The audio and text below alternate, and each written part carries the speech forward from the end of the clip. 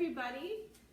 We thought we would make a little video doing some demos with our rolling pins. Lately we have gotten a lot of questions about the differences between our rolling pins and what we recommend for different types of baking, stuff like that. So we thought what better way to do that than to just show you guys and do a little demo and talk through it.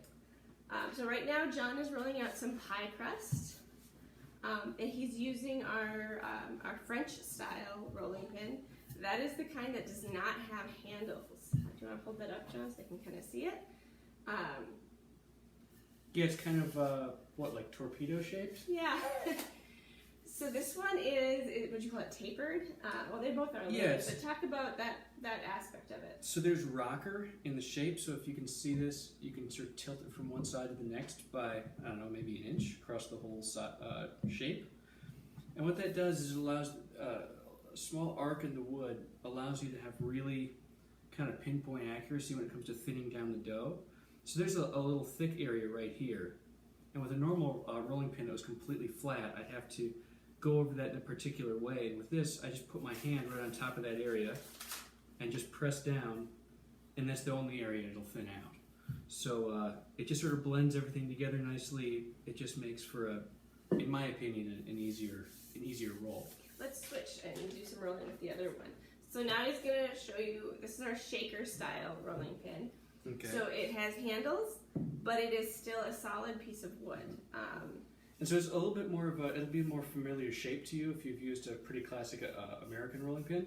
Most pins that I see around have an axle down the middle, but this is one solid piece. So it has handles, and it's the same basic idea. It's just you put your weight on the handles instead of in the middle here. And is this one also tapered slightly? Yeah, there's some rocker in this one too. You can see a little bit less, but it allows for the same sort of accuracy. Because John hand makes these, and he likes the tapered shape. That is an intentional design of Enger Grove rolling pins, is that they are all slightly tapered. This one, is the tapering is a little less obvious, so when you're just looking at the pin, you can't quite tell. Whereas with the French style, hold that up, I can't pick up the baby. You can kind of tell looking at it that it's thicker in the middle than on the end. So one of the benefits to the shaker style is it's a bit easier to get used to. So when you're rolling with a French style one, the amount it rolls on the pie crust is the same distance as it rolls on your hand. So if you start here, it'll roll a hand's length before you have to reset with your hand. Once you get used to that, that's really easy to do. But with this is a narrower diameter. So you can roll much further with a single hand stroke.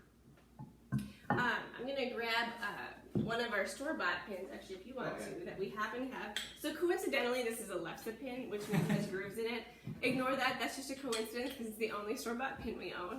But this is more of a standard American style or a traditional style, where if you spin it, there's a rod going through it, right? So that's what most people are used to. So if you were to use that, again, ignore the lines, the spinning is coming not from where your hands are, but it's coming from, the roller in the middle. Mm-hmm. And so you don't have a lot of control with that. Yeah, and so if you want to thin down a specific spot, you can't really hit it at an angle because it'll dig a big deep groove in the edge right here in the corner.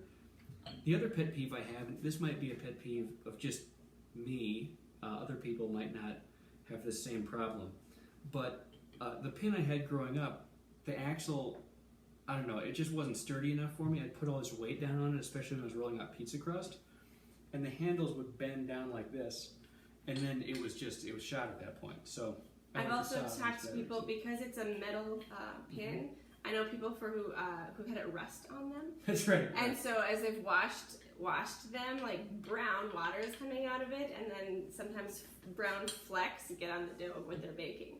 Mm-hmm. Which, because both of ours are solid pieces of wood, that'll never happen. Yeah, there's no real failure point. So.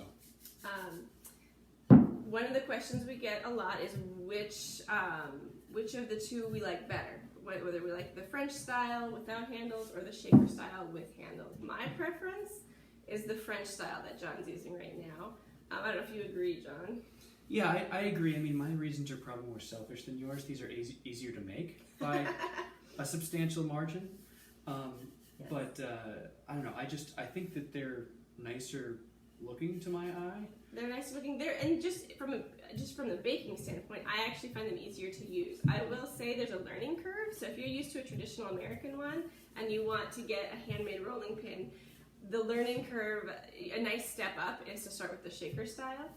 But if you just want to try something different, because the shaker style is so similar to what you're used to, definitely go with the French style. I started using a French style pin in college because it's what my college roommate had as we were combining utensils. So we used her rolling pin. And there was a little learning curve for me, but pretty quickly fell in love with it, and I haven't gone back. That's why I convinced John to make it this kind, because I like it so much better. Well, and we got one together when we got married, Mm-hmm. and that was the first time I'd ever used one, and I don't think it took an entire pizza crust for me to get used to it. Yeah, you just get kind of used to the amount of force you put on it and speed you put on it. And another really cool thing about these is just they're so simple and aesthetic, just the beauty of them. Most people don't even put them in a drawer. You can leave them on the countertop, you can put them in a crock on the counter. And so they almost become kind of a piece of decor in like a nice farmhouse style kitchen. You know, it really adds to your decor. And they're also just incredibly easy to clean because there's no nooks and crannies. There's nothing to get gummed up anywhere. And, yeah. So I've seen some French style pins that are completely flat, like a traditional American one. But that, to my mind, would have the same sort of problems as a traditional American pin, and that you just wouldn't have the same control. I like this rocker. For sure. Well, that's our little demo. If you have any questions, you can always, shoot us a message on social media, or we have our email listed on our website, and we're happy to kind of talk through what our recommendation is. A lot of people have asked, is certain types of baking better for certain pins? And I think that professional bakers would tell you yes. But for us as just hobby bakers, I use the French style for absolutely everything. We just showed a pie crust, we use it for pizza crust, we use it for cookies, if you do roll out cookies. There's nothing we don't use the French style for. Even like cinnamon rolls or cinnamon breads. Mm-hmm. It works on everything. Yeah, I especially like it for pizza crust because pizza crusts are so springy that you have to put a huge amount of force on them in order to actually get them to spread out and stay. And not kind of crawl back. Yeah, like they always seem to do. Cool. So like I said, if you have any questions, let us know. Otherwise, I hope this video answered most people's curiosities.